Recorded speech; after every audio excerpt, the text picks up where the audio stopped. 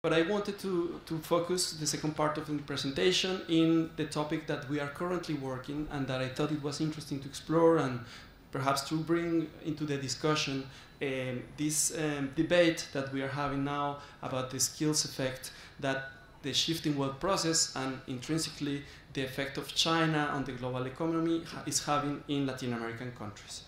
So we started with the fact that not in most Latin American countries, the difficulty that most Latin American firms have for finding skilled labor by sector and by different levels of difficulty is quite high. So about 70% of firms across all sectors report that they have difficulties finding human capital and skilled labor.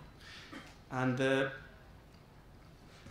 if we look at the performance of Latin American countries in the latest PISA reports, the PISA tests, if maybe you are not familiar, are some tests for secondary school students between 15 and 17-year-old that the OECD performs in a group of 70 countries, and they were released in December 2013, the PISA 2012.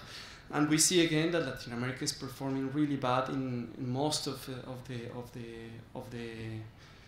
subjects. In mathematics, reading, the position of Latin America is always in the last 10 countries.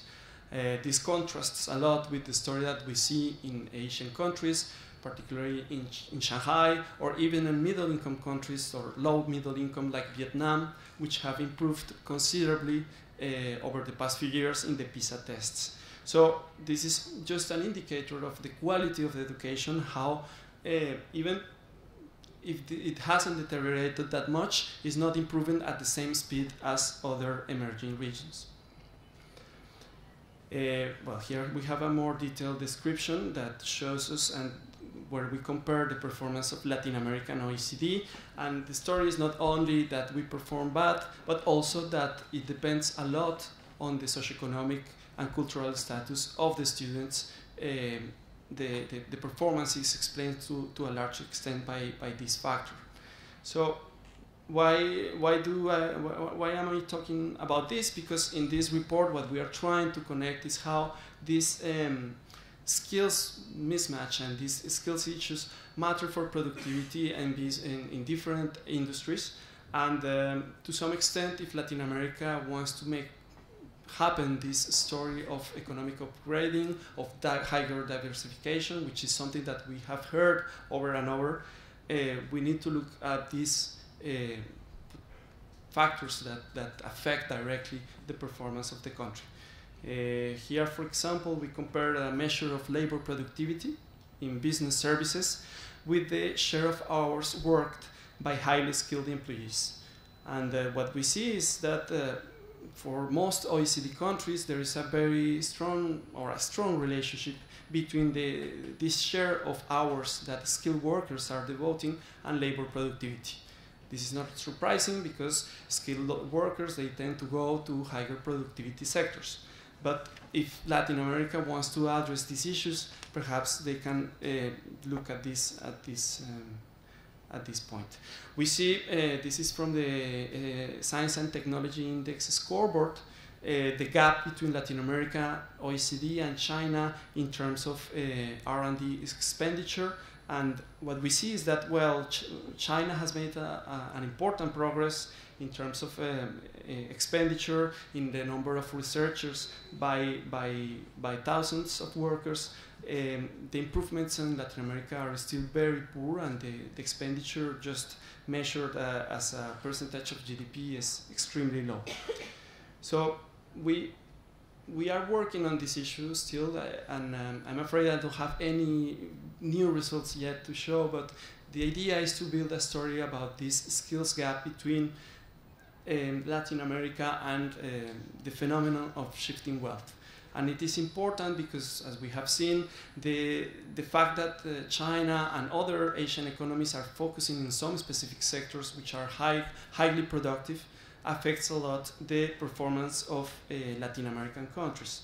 So we try to evaluate which are the policies that countries are or should tackle in order to improve the performance of both skilled and educational systems. Finally, just a very quick point.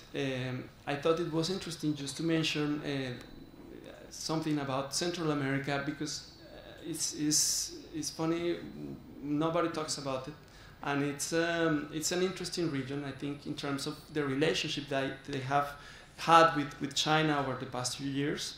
And we have been trying to see which are the differences. We had this story about the South American countries, which were basically commodity exporters, and then Mexico and Central America, which are basically suffering from manufacturing. And what we've seen in reality is that the story for Central American countries is a bit different and more dramatic even than for Mexico. We see that even comparing the performance between South American and Central American countries, both have suffered from the financial crisis. They both recovered, but in terms of the share of exports or any ties with China in terms of commercial ties are very low. For countries like Costa Rica, Guatemala, Honduras, Nicaragua. So the question is, what is the potential that we used to have this story that there is a big potential for these countries to suffer from competition with China because they were manufacturers, but we don't really see that story. And what we see, for example, when you try to map the diversification and the upgrading that these countries have had over the past 50 years, you see a very pessimistic story in general. It's lower diversification, no upgrading, with the exception of Costa Rica, where there has been some kind of higher sophistication on the exports, which obviously comes from the Intel exports. So the story for the region is quite pessimistic in a way. You can compare the export sophistication. Here you have in red the mapping of capabilities and export sophistication, and in general, Latin American countries, Central American countries have a very low level. So I just wanted to put this into the table because I always tend to, we tend, I think, to oversimplify the story of Latin America as commodities and manufacturing, and sometimes it's good to look at the specific ties that some countries have.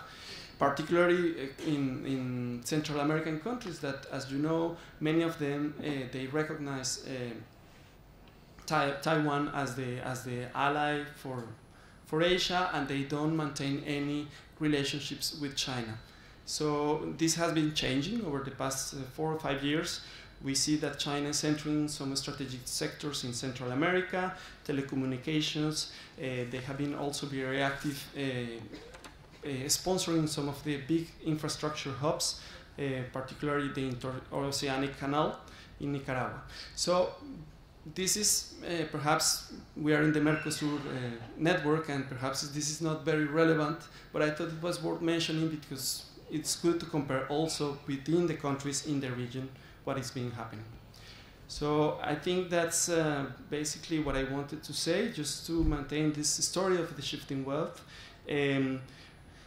To discuss this overcoming the middle income trap and the public policies that are needed in terms of skills and education. So to look at this type of gap that Latin America is facing, and vis-a-vis the emergence of China as a power during the following decades, and basically to break away from the middle income trap, we need to explore other ways of upgrading, and for this, education and skills are important.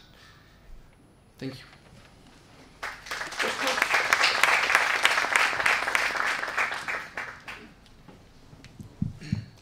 Muchas gracias, Roberto. Invitamos a Mauricio Mezquita.